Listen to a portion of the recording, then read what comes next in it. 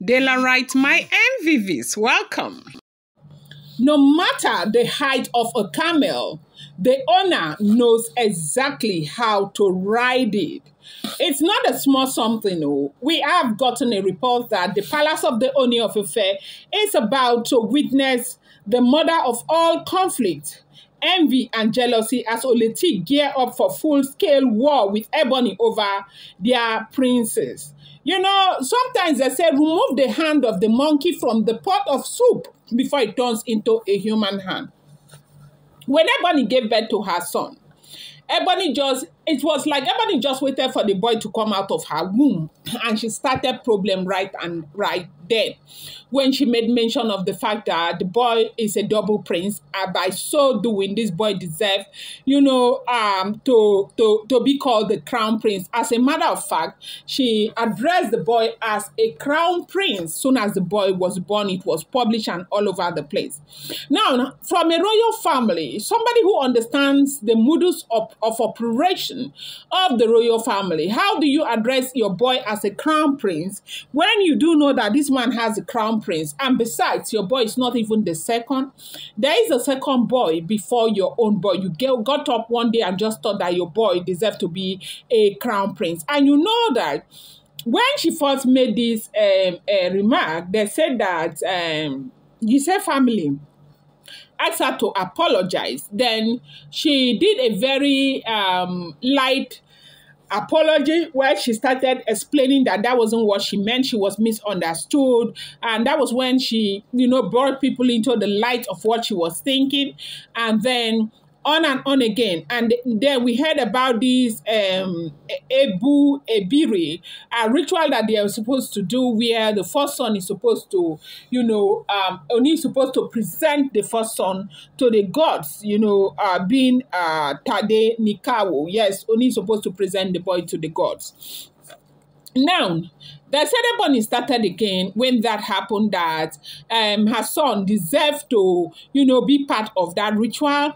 The reason happens to be that from time immemorial in Ile-Ife, any father who presented the son like that, that son becomes very successful. That Kabiyesi was also presented like that. That it is not mandatory that you present just one son. That Ooni of Ife has the right to present as many sons as possible. And being that her boy is the double prince, the boy is supposed to be presented. And you know that the entire time they said Oletick had kept quiet. Oletick had kept quiet, thinking that Ooni of Ife will address this thing drastically. And they said Ooni of Ife didn't do that much. Ooni was just like looking at it as one of those women stuff. The ceremony went on and on, giving reason why her son is supposed to be the crown prince and no other child, even though Ebony is well aware of the fact that Ile-Ife culture does not work like that. Now, with this whole issue going on, they said Iyagba in the palace invited Ebony's aunt to come to the palace and, to speak to Ebony's aunt, who is really close to the royal family, who used to come there when Ebony was living there. That how come there are Yoruba people, native Yoruba people from Ile-Ife? Is it that if Ebony is a child and Ebony does not understand their culture and tradition, is it that they are not talking to Ebony? That what Ebony is doing right now is something that is capable of causing a whole lot of problems for the royal family and Ebony herself. Why is Ebony doing this? And meanwhile, why is everybody keeping quiet? Why are they not calling Ebony to order? Yeah. Now, they said while the aunt was there, the aunt had called Ebony and was talking to Ebony. Ebony said she is saying the truth. That the problem with human beings is that they don't like hearing the truth. That the truth must be told, that her boy is the double prince. If there is anybody who should be doing that ritual this month, is her son and not Tade Nikawo or Adesina. And they said that was what happened, that they said Oletick heard of it. Oletick started blowing brimstone and fire.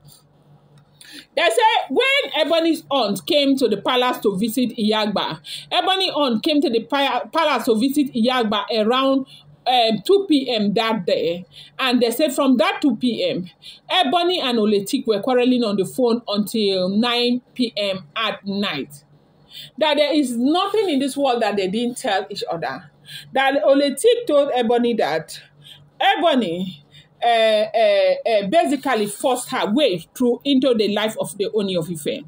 That Ebony was a Mama Lawo in the palace.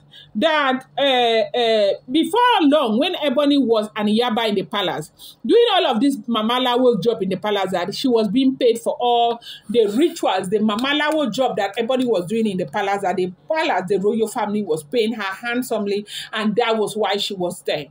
That it was even because of the way she was being paid in the palace that, gave her her own stand in UK.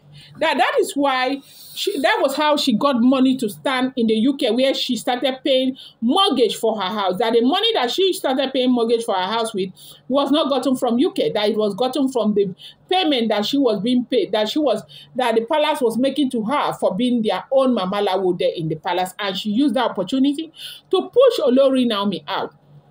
They said Oletick told Ebony that all the problems that the palace is facing today is because of Ebony. The fact that Ooni of Ife almost lost the throne was because of Ebony. That if he had not done everything that she did to Queen Naomi, things would not be as bad as they were to become if not for the grace of God. That she did wrong to Queen Naomi, that everybody knows, even Ooni of Ife knows.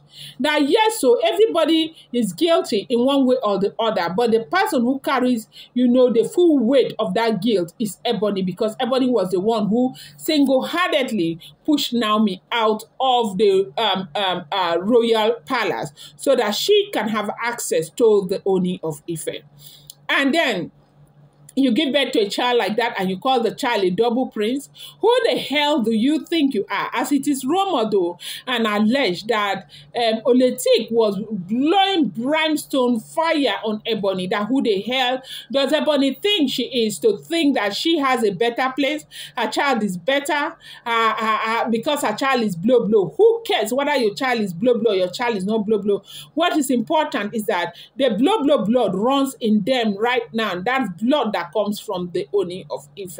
So whatever Ebony wants to do, let Ebony go ahead and do. But one thing that she can assure Ebony is that her child will never be above any other child, no matter how much she runs, no matter how much she manipulates, that she should go ahead and carry calabash to put her child in front. That is something I'm going to even come back and give you detail of that very conversation. That Ebony should go ahead and carry calabash to put her son in front of Tadenikawo, or put her son in front of Adesina. That Ebony is very manipulative. That they were changing words and changing words to a point where we heard that Ebony was even telling Oletick that Oletick is hiding a whole lot of things. That one day fire will go blow. Breeze go blow, fire will nyash go open. That Oletick should not think that people don't know what she is hiding. Oletick should not know that Ooni of Ife does not know what she is hiding. That at the appointed time, that thing that Oletick is hiding is going to show. That Ebony and Oletick, they were scattering everywhere over the phone. Blood, as in they finish each other over the phone because of what Ebony started. Now they say if you start a war, when the triggers begin to happen, do not run away, because this is a war that Ebony has started, and this is going to be one of the biggest conflicts that is about to happen in the palace of the Ooni of Ife. This is what we are hearing. If the information is true, do not forget, these are all alleged, rumored, and speculated information making the rounds on social media.